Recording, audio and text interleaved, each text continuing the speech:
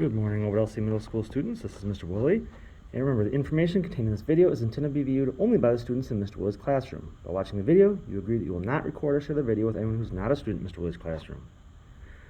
Alright, what we're going to be working on today is Lesson 7, Calculating Probabilities of Compound Events. Now, it's very similar to what you guys did in Lesson 6 with our probability that involved tree diagrams and some compound events as well. So we'll just kind of expand on what we really did in Lesson 6. And really, the tree diagrams can be helpful because it shows like a roadmap of how to get to these compound events and their probabilities. And we're going to start off with the games, like the board game, card game we talked about from the other day. They roll dice, and they can play a board game or a card game depending on what they roll on the dice.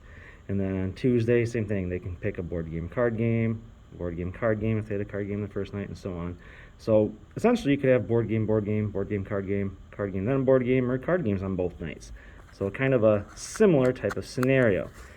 Now, if we go ahead and turn to our next page, we'll see that they have a third night attached now. Now, keep in mind that if you had two outcomes on Monday, still have only two outcomes you can have on Tuesday, and now you got two outcomes on Wednesday, that should lead to 8 total outcomes. So let's see what we got. So if you Monday you have a board game, and the next day you could have a board game or a card game. And kind of similar, if you had a card game Monday, you could have a board game or a card game on Tuesday. Now, if you had a board game, then a board game, Wednesday, same kind of scenario. You could end up with a board game or a card game, depending on how you roll the dice. If you had a board game, then a card game, well then Wednesday could still be board game or card game, and so on. So as you can see, you could have all 3 board games, board game, card game, and so on. You can kind of work your way through the chart here all the way down to where you have all card games. So let's look at the questions. If BBB represents 3 straight nights of board games, what does CBB represent? Well, C stood for card game on Monday, board game Tuesday, board game Wednesday. That's why we have the CBB. List all outcomes where exactly 2 board games were played over 2 days. So 2 board games. Let's see. Look at our outcomes here. There's 3. There's 2. That's one of them I want. There's 2 again for board games. And here's only 1. Hey, there's 2 board games. Only 1 board game. Only 1 board game. No board games. So the ones I want is here, here, and here. And those are the 3 that I want. There's 3 times that happens. It says there are 8 possible outcomes representing the 3 nights. Are the 8 outcomes representing the 3 nights equally likely? Why or why not? Well, from our rules from the other day, from lesson 6, we'd say no, because when you roll the 4-sided die to determine card game or board game, there's only a 1 out of 4 chance of playing a card game. So there's only a one number you'd roll. I think it was a 1, I believe it was, and you get the card game. Everything else, if you rolled a 2, 3, or 4, it meant you're going to play a board game. So 1 out of 4 chance of card games, 3 out of 4 chance of board games. Those aren't all equally likely. Now, for this, what we can do is we can start attaching probabilities to these. Remember how we said, right back here, you had a 1 out of 4 chance of playing a card game. 1 out of 4 is 0.25 or 25%. 3 out of 4 is 0.75 or 75% chance of playing a board game. So if you start attaching the probabilities here, so 0.75, 0.75, 0.75, if you multiply all 3 of those numbers together, you get 0.421875. And that's all you do. You follow the map. If you want board game, card game, then you look at the tree diagram, board game, card game. Notice how 75% chance is attached to a board game and 25% chance attached to a card game. And then you just multiply them out and we get our numbers. That's essentially how this works out. So it's just like following a map. If I wanted to know about, hey, what is it for all card games? Well, card game was a 25% chance, 25% chance, 25% chance. So 0.25 times 0.25 times 0.25, I get 0.015625. So you get about a little over 1% chance of getting all 3 nights to be card games. All right. So anyways, that's kind of what you do. You just follow the map and multiply out to figure out those probabilities. So when you figure those out, what's the probability there will be exactly 2 nights of board games? Well, we've already figured that out from earlier today. You can have board game, card game, board game, card game, board game, or card game, board game, board game.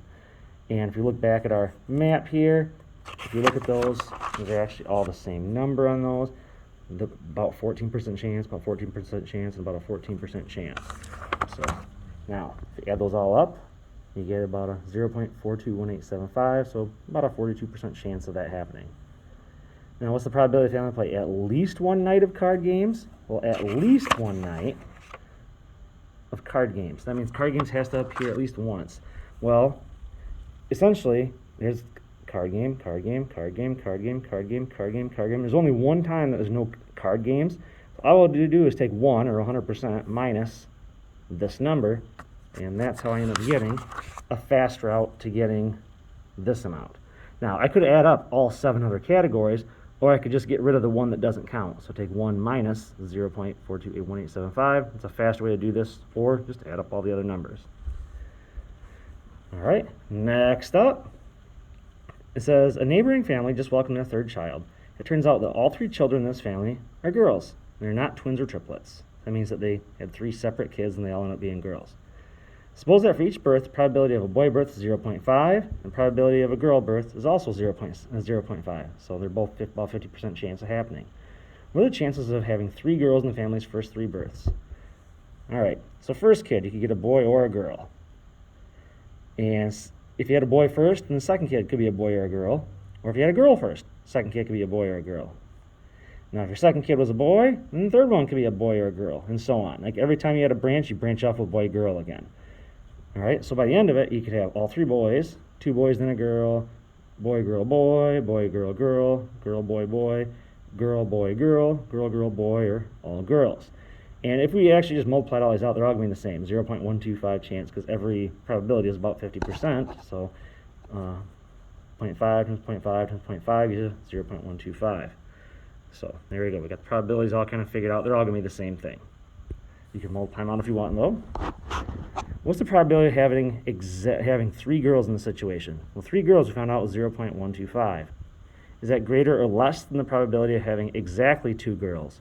Well, exactly 2 girls were the following scenarios. You'd have a boy first, then 2 girls, a girl with a boy between the first and last girl, and then 2 girls, then a boy. If you take all those situations and add them all up, you get 0.375. So there's a greater chance of having exactly 2 than having all 3.